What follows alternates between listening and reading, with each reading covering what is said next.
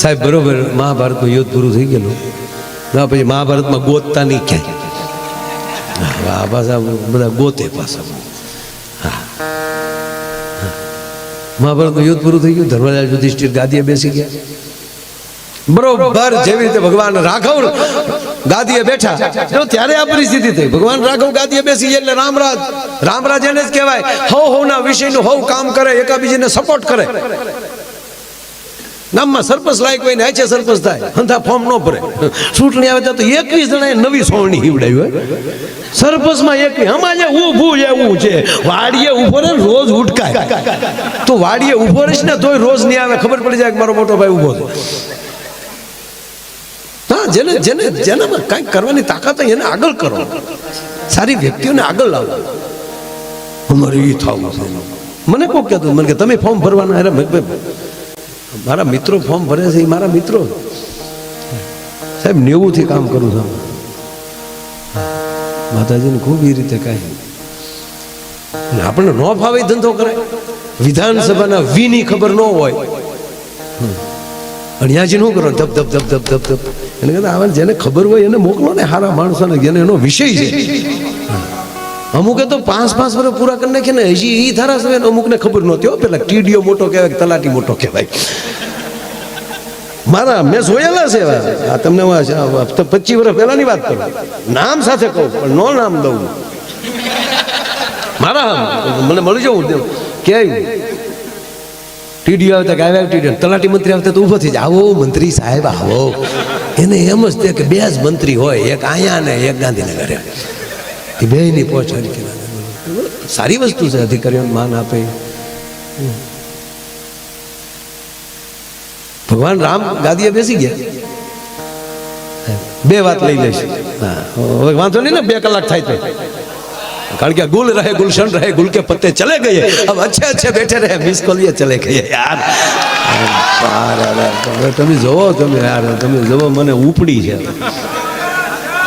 કારણ કે હા ભચાઉમાં સેન્ટિંગના સામાન ઉતારવા આવતો હતો આઈ સર 158 લઈને છે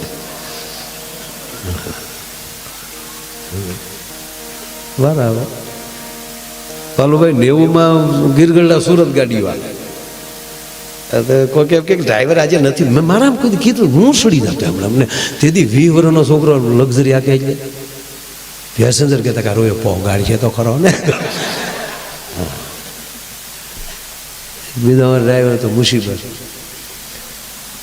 એ ન્યાલી સાઈન ડ્રાઈવ નાખે માયા મુસીબત પેસેન્જર ને થાય હું છું એટલે આનું નામ મુસીબત છે હા બહુ આનંદ ખલેલા ભરવા આવતા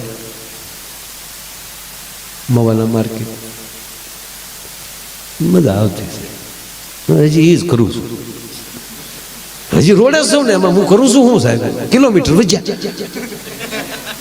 ઘરે ગમે એવા રૂમ હોય પણ અમે કોઈથી લાંબા પગ તૂટ્યું વાળતા જ આવડી ગયું છે સીટમાં ટેવ જ પડી ગઈ શું કરો સોફે તૂટ્યું વાળી તો તરત ઉગાવી દે એક જણા 17 સોપડ હોય મેં કીધું અહીં સોપડી દે અરે મને કેવું હોય મેં કીધું હું ને એટલે આગળ ગાડીમાં એટલે તૂટકી વાળી છે એટલે ગોઠણ જ નાકે આવી જાય 2 વાત તમારી સામે કરવી છે રામ નહીં અને કૃષ્ણ બેયમાં હનુમાનજી છે કૃષ્ણ ભગવાનમાં તમે જોયું કદી કૃષ્ણ અવતારમાં હનુમાનજી ધીંગાણું કર્યું એવું હે કોઈ દી નહીં જો તમે કૃષ્ણ સામે કરાવું જો હું ન કરાવીએ હું હમસો રામ ને હનુમાનજી કદી બાજ્યા હે જોવો તમે આગળ જો હું તમે યાર આગળ જોવો શું થાય અને આ પછી સિક્કા મારીને વાતું હશે તમે એમાં કાંઈ હા ગાંડા નથી ને પછી કોઈક ટુકડા કાઢીને મૂકી દે અને મારો નાક પોગે કાલુભાઈ મારી જિંદગીમાં અભ્રષ્ટ શબ્દ નીકળે નહીં કોઈ દી કારણ કે શિવ નહોતો આપ કેટલા વર્ષ થઈ ગયા મારું શ્રાવણ મહિનો આખો અનુષ્ઠાન કરતો 7 લાખથી વધારે આહુતિ પડતી આ છે માણસો લખીને મોકલે માયાભાઈ શિવનું કૃષ્ણનું અપમાન કર્યું તમે આજુબાજુનું કાઢી નાખ્યું છે કાંઈક હેતુ શું હોય એનું ખબર મળે રામ જાણે તો એનું સૌ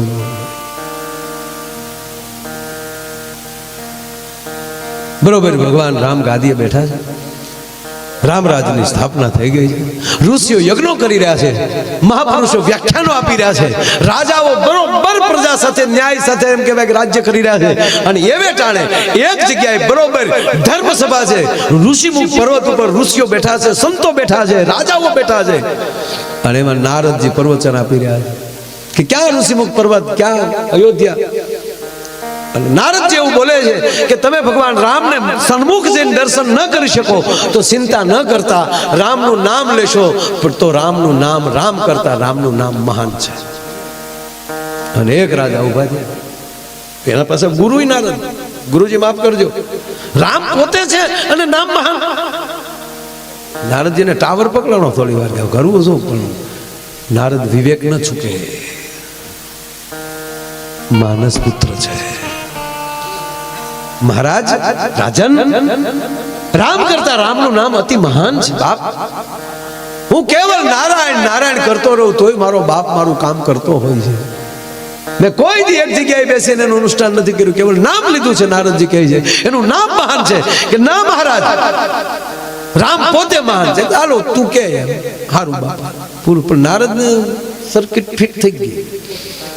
થોડાક સમય જતા એ જ રાજા જ્યાં નીકળ્યા, કાશીના રાજા હતા, નામ ભૂલી ગયો, એ તમે ગોતી લેજો. રાજા નીકળ્યા, મહારાજ ક્યાં જાવ છો? કે આજે સંતોનું સન્માન મારા હાથે છે. એટલે નારદજીએ કીધું બધાયનું સન્માન કરજો પણ મારો હુકમ છે આપને. મહારાજ વિશ્વામિત્રનું સન્માન ન કરતા. હવે આ બધાયનું સન્માન થાય ને વિશ્વામિત્રનું સન્માન થાય, શું થાય?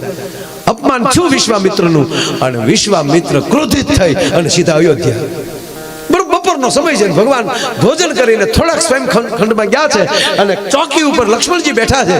અને વિશ્વામિત્ર આવી, લખાણ રાઘવ ક્યાં છે? રામ ક્યાં છે? રામ આરામમાં છે. અને વિશ્વામિત્ર બોલ્યા રામ આરામમાં હોય ત્યારે જવા ડખા થાય.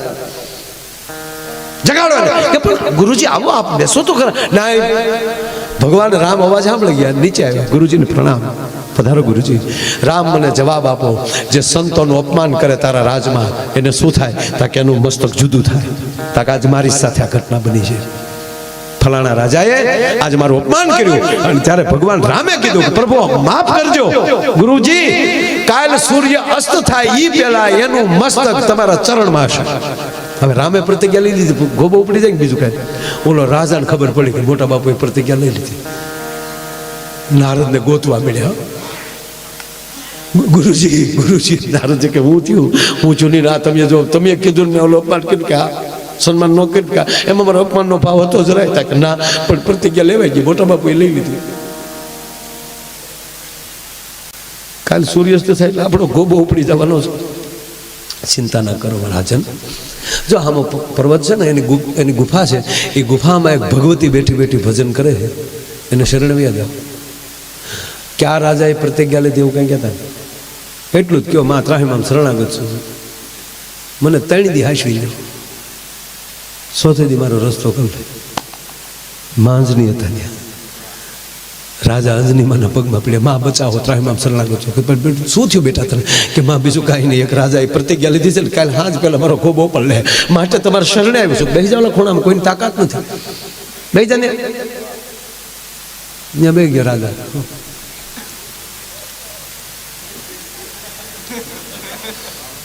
માએ કીધું શાંતિથી બેસી જાય. થોડીક વાર તો હનુમાનજી આવ્યા. હનુમાનજી આવે તો હેરડો પીડ્યો, રામ એની મોકલ્યો હોય. રોજની સેવા પ્રમાણે હનુમાનજી મહારાજે માં અંજનાને પૂછ્યું, માં આજની કાંઈ સેવા, કાંઈ આને કાંઈ કામકાજ? કે બેટા બીજું કાંઈ નહીં, આ રાજા શરણે આવ્યો છે અને એને મેં વચન આપ્યું છે, એને આપણે 3 દી સાચવવાનું છે. એક રાજાએ પ્રતિજ્ઞા લીધી છે કે કાલે સૂર્ય અસ્ત થયા પહેલા એને મારી નાખશે, માટે તારે એને મારવા દેવાનો નથી, એની રક્ષા કરવાની છે. કે માં તારા શરણની સોગંદ અને રઘુનાથજીના સોગંદ એનો વાળ વાકો થવા દો. તો રેડી બેટા. હનુમાનજી ત્યાં ગયા. જય શ્રી રામ, જય શ્રી રામ બાપુ. ક્યાં રાજાએ પ્રતિજ્ઞા લીધી? કારણ કે લંકાના યુદ્ધ પછી તો હાવ પેન્ટિંગમાં જ બેઠા હતા. હાથમાં ખંજવાળ આવતી હતી. એક ભાઈએ એક ભાઈને માર્યો તો ઓલો કે પણ બાપુ મારી ભૂલ તો કયો તક તમે તો ભૂલમાં ન આવો તમારે હું બેન રાખવું બધું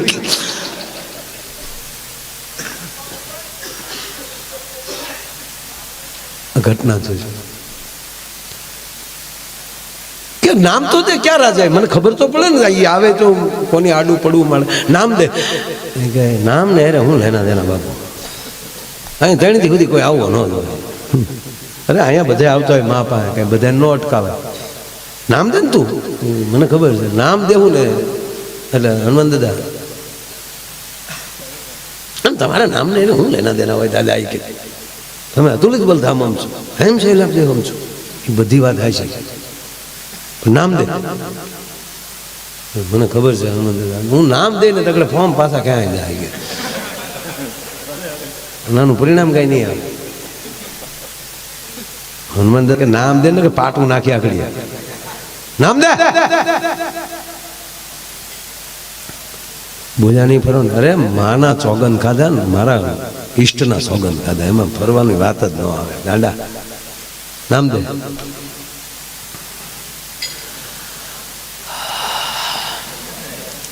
અવધેશ અવધેશ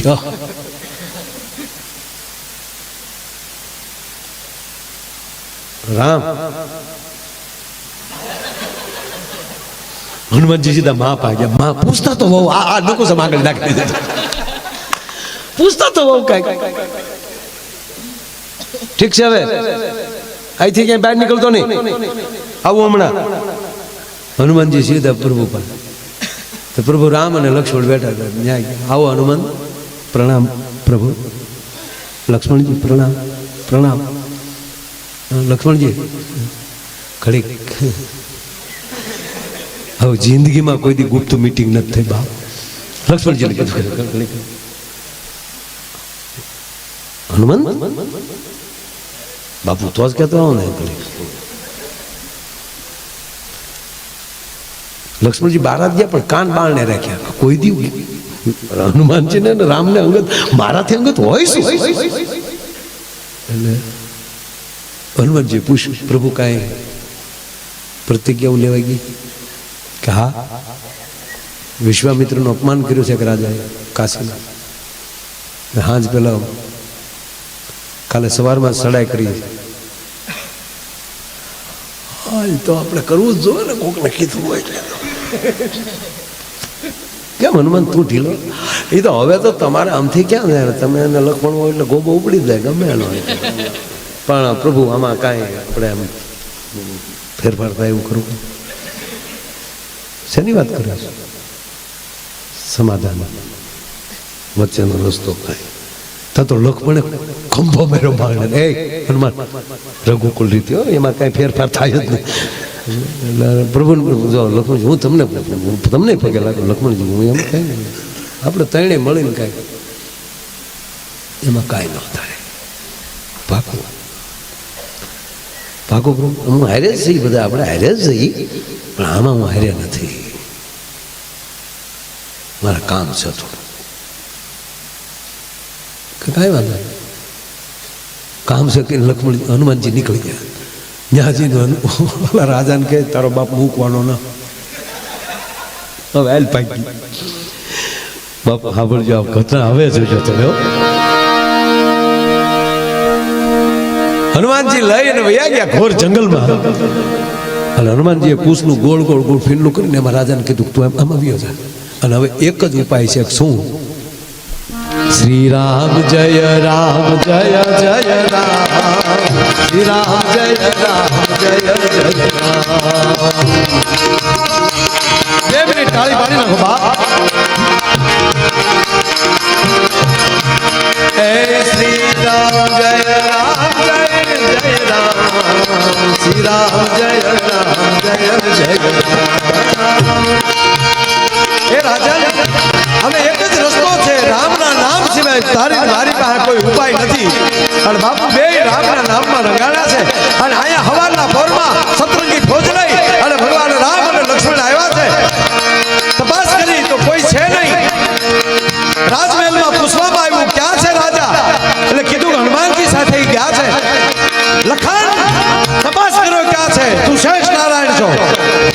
અને લખન મહારાજ કાલુભાઈ જ્યાં નજર ફેરવી તો ઘોર જંગલમાં હનુમાનજીને જોયા છે. ફોજ લઈને રામ પગ્યા છે. સામે હનુમાનજી બેઠા છે, આંખો બંધ છે, રામના નામમાં લીન બન્યા છે. અહીંયા પ્રભુ રામ હાથ કરે છે, હનુમાન મારો ચોર આપી દે, હનુમાન મારો ચોર આપી દે.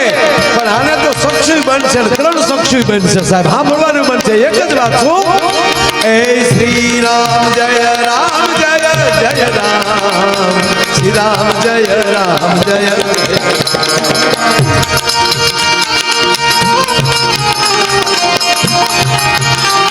અને રામની ફોજને જોઈને બાલુભાઈ તો રાજા રાજા ક્યાં, શ્રી રામ જય રામ જય જય રામ, શ્રી રામ જય રામ જય જય રામ. ભગવાન રામ કહે છે લખન, હનુમાનજી જવાબ નથી આપતા, મારા ધનુષ બાણ લાવો. અને ભગવાન એમ કહેવાય કે ધનુષ બાણ હાથમાં લીધા. હનુમાન આપને કહું છું મારો ચોર આપી ગયો, હનુમાન આપને કહું છું મારો ચોર આપી ગયો. અને 3 વાર પૂરું થયું. ભગવાન એમ કે ભાઈ ઠે ઠે ઠે કરતો એમ કે ભાઈ બાણ છોડ્યું. પણ રામના નામને, રામનું બાણ સેદી શકતું નથી સાહેબ. રામના નામને હાથ અથડાય અને બાણ મળી જાય છે. એક જ વાત છે, આની બાણ આવે છે ને હામેલી એ શ્રી રામ જય રામ જય જય રામ, શ્રી રામ જય રામ જય.